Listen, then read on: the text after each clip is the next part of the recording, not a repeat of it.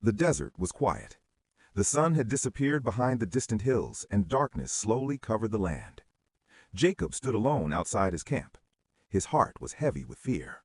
Tomorrow he would face the one man he had avoided for many years, his brother Esau. Long ago, Jacob had betrayed him. He stole his brother's blessing and ran away to save his life. Now the time had come to face the past. But Jacob had heard something terrifying. Esau was coming, and he was not alone. He was bringing 400 men with him. Jacob's mind raced with fear. Was his brother coming for peace or revenge? The night air felt cold as the wind moved across the desert sand. Jacob decided to send his family ahead of him.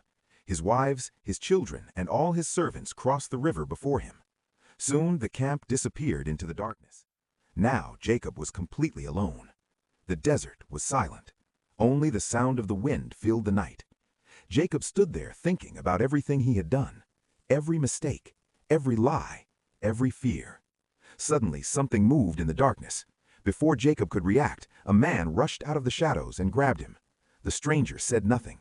Without warning, they began to wrestle. Their bodies crashed into the sand. Dust rose into the cold night air. Jacob struggled with all his strength.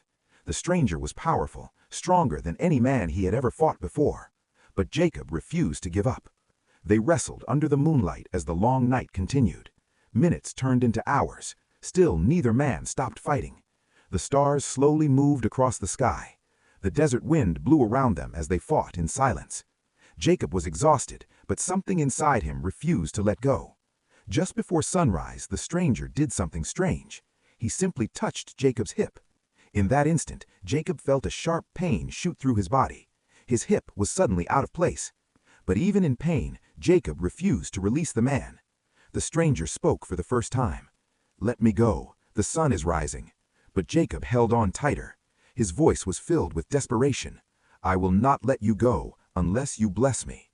The stranger looked at him and asked a simple question. "What is your name?"